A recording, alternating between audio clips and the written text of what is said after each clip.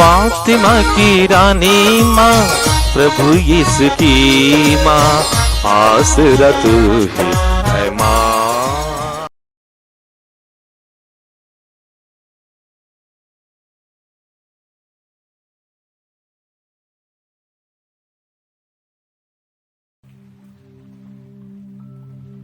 पहला पाठ नबी इसायास का ग्रंथ, अध्याय 49, पद संख्याएं 1 से 6 तक। मैंने तुमको राष्ट्रों की ज्योति बना दिया है। दूरवर्ती द्वीप मेरी बात सुने, हर दूर के राष्ट्रों कान लगाकर सुनो। प्रभु ने मुझे जन्म से पहले ही बुलाया, मैं माता के गर्भ में ही था जब उसने मेरा नाम लिया। उसने मेरी वाणी को अपनी तलवार बना दिया और मुझे अपने हाथ की छाया में छिपा लिया। उसने मुझे एक नुकीला तीर बना दिया और मुझे अपने तरकश में रख लिया। उसने मुझसे कहा, तुम मेरे सेवक हो, मैं तुम में अपनी महिमा प्रकट करूंगा। इस प्रकार प्रभु ने मेरा सम्मान किया। मेरा ईश्वर ही मेरा बल है। मैं कहता था, मैंने बेकार ही काम किया है। मैंने व्यर्थ ही अपनी शक्ति खर्च की है। प्रभु ही मेरा न्याय करेगा। मेरा पुरस्कार उसी के हाथ में है। परंतु जिसने मुझे माता के गर्भ से ही अपना सेवक बना लिया है, ताकि मैं याकूब को उसके पास ले चलूं और उसके लिए इस्राएल को इकट्ठा कर लूं, वही प्रभु अब यह कहता है, याकूब के वंशों का उद्धार करने तथा इस्राएल के बचे हुए लोगों को वापस ले आने के लिए ही तुम मेरे सेवक नहीं बना।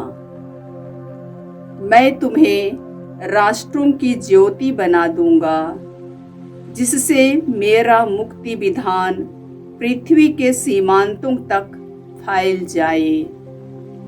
प्रभु की वाणी। ईश्वर को धन्यवाद। भजन अनुवाक्य। मैं तेरा धन्यवाद करता हूँ, मेरा निर्माण अपूर्व है। मैं तेरा धन्यवाद करता हूँ, मेरा निर्माण अपूर्व है। हे प्रभु, तू मेरी थाह लेता और मुझे जानता है। मैं चाहे लेटूं या बैठ जाऊं, तू जानता है। तू दूर रहते हुए भी मेरे विचार भांप लेता है। मैं चाहे चलूं या लेट जाऊं, तू देखता है। अनुवाक्य। मैं तेरा धन्यवाद करता हूँ, मेरा निर्माण अपूर्व है। मैं तेरा धन्यवाद करता हूँ, मेरा निर्माण अपूर्व है। तूने मेरे शरीर की सृष्टि की है। तूने मेरी माता के गर्भ में मुझे गढ़ा है। मैं तेरा धन्यवाद करता हूँ, मेरा निर्माण अपूर्व है। तेरे समस्त कार्य अद्भुत हैं। अनुवाक्य। मैं तेरा धन्यवाद करता हूँ, मेरा निर्माण अपूर्व है। मैं तेरा धन्यवाद करता हूँ, मेरा निर्माण अपूर्व है। तू मुझे भली भांति जानता है। तूने मेरी हड्डियों को बढ़ते देखा है। जब मैं अदृश्य में बन रहा था, जब मैं गर्भ के अंधकार में गढ़ा जा रहा था। अनुवाक्य। मैं तेरा धन्यवाद करता हूँ, मेरा निर्माण अपूर्व है। मैं तेरा धन्यवाद करता हूँ, मेरा निर्माण अपूर्व है। दूसरा पाठ प्रेरित चरित अध्याय 13 पद संख्याएं 22 से 26 तक। यूहन्ना ने मसीह का आगमन घोषित किया। पौलुस ने यहूदियों से कहा, ईश्वर ने दाऊद को उनका राजा बनाया और उसके विषय में यह साक्ष्य दिया, मुझे अपने मन के अनुकूल एक मनुष्य यसे का पुत्र दाऊद मिला है। वह मेरी सभी इच्छाएं पूरी करेगा। ईश्वर ने अपनी प्रतिज्ञा के अनुसार उसी दाऊद के वंश में इस्राएल के लिए एक मुक्तिदाता अर्थात यीशु को उत्पन्न किया है। उनके आगमन से पहले अग्रदूत यूहन्ना ने इस्राएल की सारी प्रजा को पश्चाताप का उपदेश दिया था। अपना जीवन कार्य पूरा करते समय यूहन्ना ने कहा, तुम लोग मुझे जो समझते हो मैं वह नहीं हूँ, किंतु देखो मेरे बाद वह आने वाला है जिनके चरणों के जूते खोलने योग्य मैं नहीं हूँ। भाइयों, इब्राहिम के वंशजों और यहाँ उपस्थित ईश्वर के भक्तों, मुक्ति का यह संदेश हम सबों के पास भेजा गया है। प्रभु की वाणी। ईश्वर को धन्यवाद। जय घोष। Hallelujah, hallelujah. हे बालक, तू सर्वोच्च प्रभु का नबी कहलाएगा, क्योंकि तू प्रभु के आगे चलेगा, जिससे तू उसका मार्ग तैयार करे। हालेलुया। प्रभु आप लोगों के साथ हो और आपकी आत्मा के संत लूकस के अनुसार पवित्र सुसमाचार। हे प्रभु तेरी महिमा हो। अध्याय 1 पद संख्याएं 57 से 66 तक, फिर पद संख्या 80। एलिजाबेथ के प्रसव का समय पूरा हो गया और उसने एक पुत्र को जन्म दिया। उसके पड़ोसियों और संबंधियों ने सुना कि प्रभु ने उस पर इतनी बड़ी दया की है और उन्होंने उसके साथ आनंद मनाया। 8वें दिन वे बच्चे का खतना करने आए। वे उसका नाम उसके पिता के नाम पर जकरियस रखना चाहते थे, परंतु उसकी मां ने कहा, जी नहीं, इसका नाम यूहन्ना रखा जाएगा। उन्होंने उससे कहा, तुम्हारे कुटुंब में यह नाम तो किसी का भी नहीं है। तब उन्होंने उसके पिता से इशारे से पूछा कि वह उसका नाम क्या रखना चाहता है। उसने पाटी मंगाकर लिखा, इसका नाम यूहन्ना है। सब अचंभे में पड़ गए। उसी क्षण जकरियस के मुख और जीभ के बंधन खुल गए और वह ईश्वर की स्तुति करते हुए बोलने लगा। सभी पड़ोसी विस्मित हो गए और यहूदिया के पहाड़ी प्रदेश में ये सब बातें चारों ओर फैल गई। सभी सुनने वालों ने उन पर मन ही मन विचार कर कहा, पता नहीं यह बालक क्या होगा। वास्तव में बालक पर प्रभु का अनुग्रह बना रहा। बालक बढ़ता गया और उसकी आत्मिक शक्ति विकसित होती गई। वह इस्राएल के सामने प्रकट होने के दिन तक निर्जन प्रदेश में रहा। प्रभु का सुसमाचार। हे क्रिस्त तेरी स्तुति हो। जय यीशु क्रिस्त में प्रिय भाई और बहनों, आज 24 जून को हम संत यूहन्ना बपतिस्ता का जन्म पर्व मनाते हैं।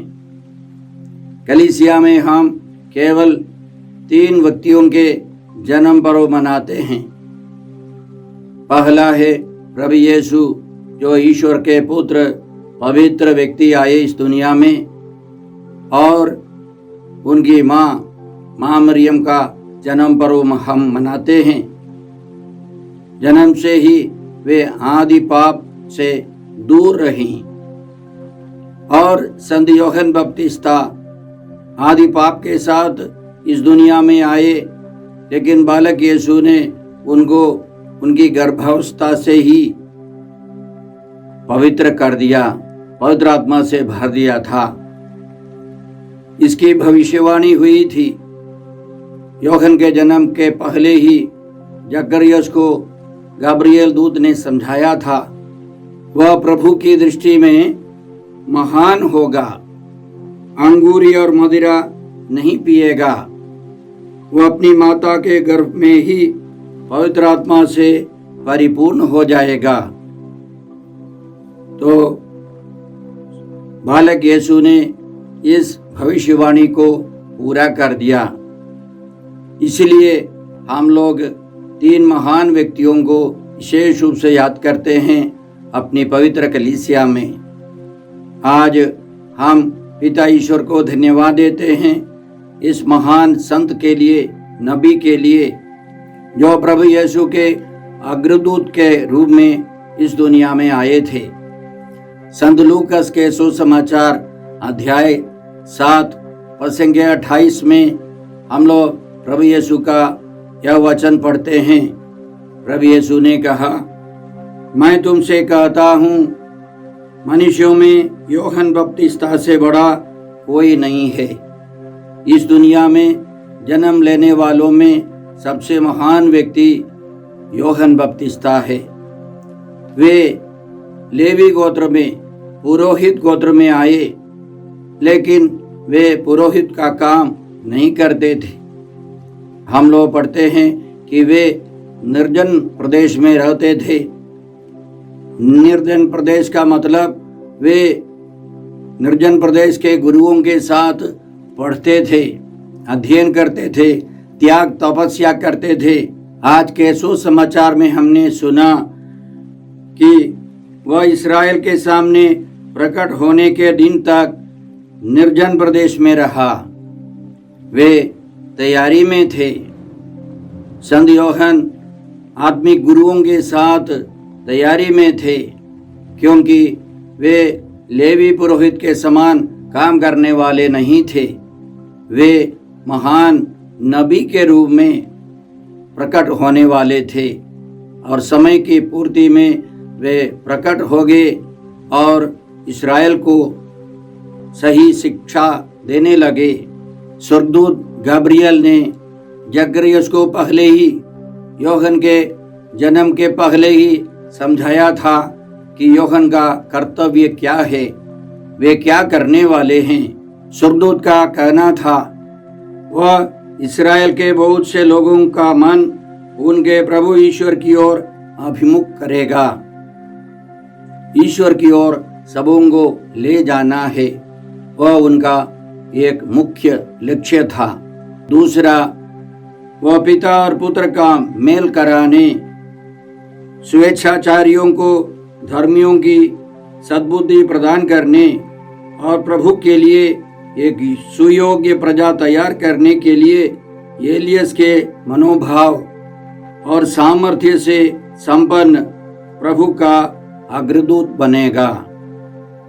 तो पिता और पुत्र के साथ मेल मिलाप, परिवारों में मेल मिलाप हो और स्वेच्छाचारियों को, अहंकारियों को, जो कठोर दिल के हैं, उन सबों को धर्मियों की सद्बुद्धि प्रदान करना है, उनका मन परिवर्तन होना है और प्रभु के लिए एक प्रजा को तैयार करना है, सुयोग्य प्रजा को तैयार करना है।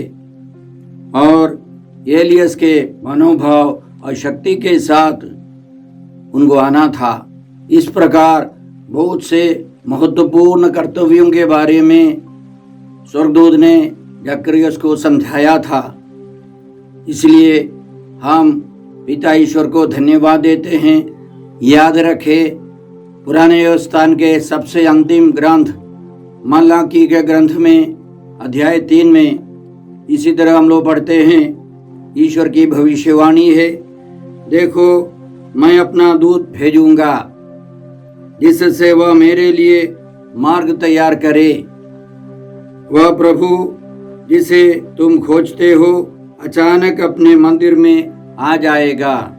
देखो विधान का वह दूत जिसके लिए तुम तरसते हो आ रहा है।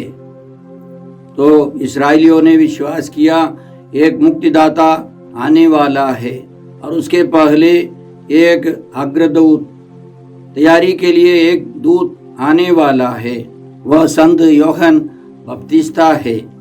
मलाकी के ग्रंथ के अंत में हम लोग यह महत्वपूर्ण भविष्यवाणी पढ़ते हैं, देखो उस महान एवं भयानक दिन के पहले, प्रभु के दिन के पहले मैं नबी एलिय्याह को तुम्हारे पास भेजूंगा।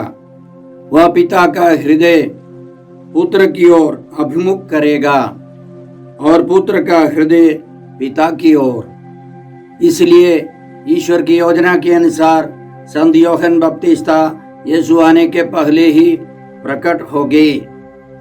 इसलिए हम लोग पहले पाठ में इसी तरह सुन रहे थे, प्रभु ने मुझे जन्म से पहले ही बुलाया, मैं माता के गर्भ में ही था जब उसने मेरा नाम लिया।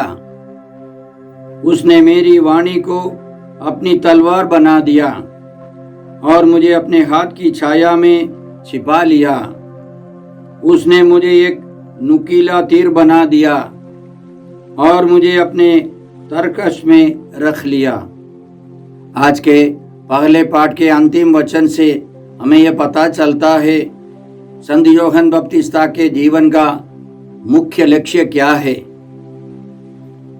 याकूब के वंशों का उद्धार करने तथा इस्राएल के बचे हुए लोगों को वापस ले आने के लिए ही तुम मेरे सेवक नहीं बने, मैं तुम्हें राष्ट्रों की ज्योति बना दूंगा, जिससे मेरा मुक्ति विधान पृथ्वी के सीमांतों तक फैल जाए।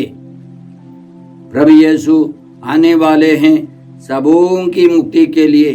सबों को मुक्ति ईश्वर चाहता है और संत यूहन्ना बपतिस्ता भी इसके लिए आए हैं। सबों को तैयार करना है, न केवल यहूदियों को बल्कि सभी लोगों को, यूनानियों को, गैर यहूदियों को, सबों को मुक्ति का आनंद अनुभव कराना है। इस लक्ष्य के लिए संत यूहन्ना आए और लोगों ने सोचा कि संत यूहन्ना ही मुक्तिदाता है। इसलिए दूसरे पाठ में हम लोग इसी तरह सुनते हैं कि यीशु के आगमन से पहले अग्रदूत यूहन्ना ने इस्राएल की सारी प्रजा को पश्चाताप के बपतिस्मा का उपदेश दिया था।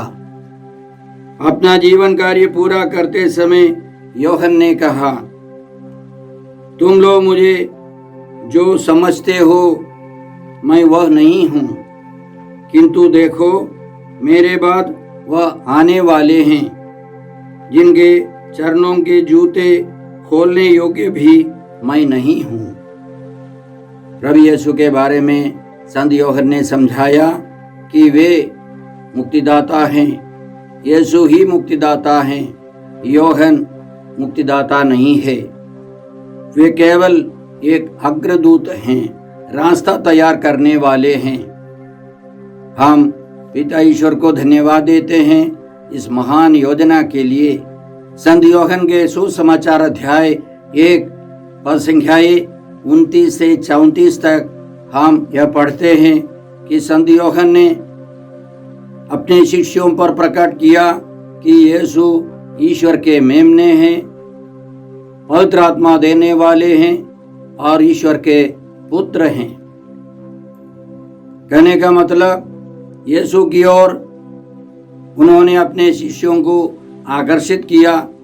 यीशु ईश्वर के मेमने हैं जिनकी बलि होगी और यीशु के द्वारा ही लोग पवित्र आत्मा पाएंगे।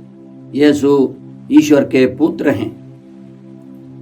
उनके जीवन का एक मुख्य लक्ष्य यह था। लेकिन एक और मुद्दे पर हम लोग ध्यान दें। कई बाइबल पंडितों के अनुसार यूहन्ना लेवी गोत्र के थे, पुरोहित गोत्र के थे, लेकिन उन्होंने पुरोहिताई कार्य नहीं किए।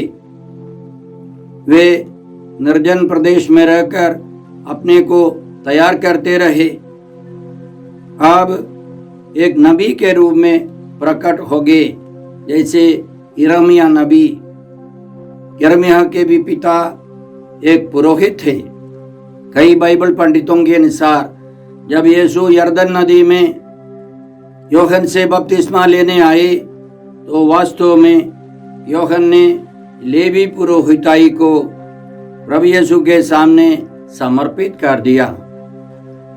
यीशु इस दुनिया में आए और माता मरियम से जन्म लेने के कारण संत यूसुफ ने उनको गोद लेने के कारण वे यूदा वंशी थे, राजा के गोत्र में थे, लेकिन पुरोहित के गोत्र में नहीं थे। प्रभु यीशु ने एक नया पुरोहिताई जीवन शुरू कर दिया है। इसके बारे में हम इब्रानियों के नाम पत्र अध्याय 7, 8, 9, 10 में पढ़ते हैं। प्रभु यीशु लेवी पुरोहित नहीं थे।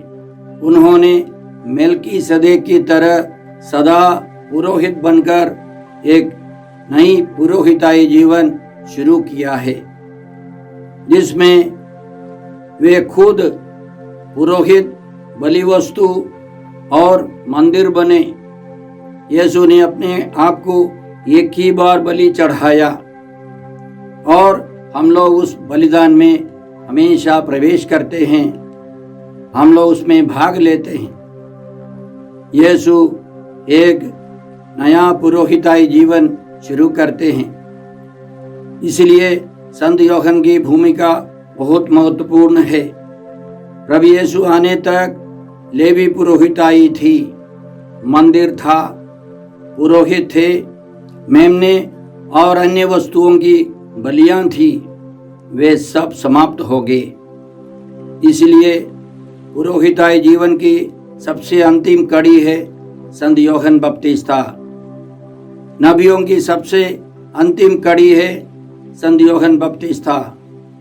अब प्रभु यीशु स्वयं पुरोहित हैं, महापुरोहित प्रभु यीशु हैं। उन्होंने क्रूस पर एक ही बार बलि चढ़ाई। प्रभु यीशु ने स्वयं अपने को क्रूस पर बलिदान दिया और हम उस बलिदान के लिए ईश्वर को धन्यवाद देते हैं, प्रभु की योजना के लिए धन्यवाद देते हैं और प्रार्थना करते हैं कि हम सब संत यूहन्ना बपतिस्ता के समान बने। आज के इस पर्व के अवसर पर हम संत यूहन्ना से क्या सीखते हैं? सबसे पहले हमें सब कुछ प्रभु के चरणों में समर्पित करना है। हमको जो कुछ मिला है यह सब ईश्वर की देन है, ईश्वर का उपहार है। संत यूहन्ना नाम का मतलब ही ईश्वर कृपालु है, दयालु है और उस दयामय ईश्वर के सामने, प्रभु यीशु के सामने हम सब कुछ समर्पित करें ताकि हम सब और ईश्वर की कृपा से भरते जाए। हम दूसरों को इंगित करें कि यीशु ही एकमात्र मुक्तिदाता है, ईश्वर का मेमना है, और यीशु ही हमको पवित्र आत्मा देकर ईश्वर की संतान बनाने वाले हैं। यीशु ही ईश्वर के पुत्र हैं। हम प्रभु के लिए रास्ता तैयार करें, दूसरों को तैयार करें, यही संत यूहन्ना हमको आज सिखाते हैं। आइए हम प्रार्थना करते हैं। हे पिता ईश्वर, हे प्रभु यीशु, हे पवित्र आत्मा ईश्वर, संत यूहन्ना बपतिस्ता के लिए हम धन्यवाद देते हुए प्रार्थना करते हैं कि हम भी उनके समान प्रभु के लिए जीवन बिताए। हम यह प्रार्थना करते हैं प्रभु क्रिस्त के द्वारा। हमारे प्रभु यीशु क्रिस्त की कृपा, ईश्वर का प्रेम और पवित्र आत्मा का साहचर्य आप सबों को प्राप्त हो। आमीन।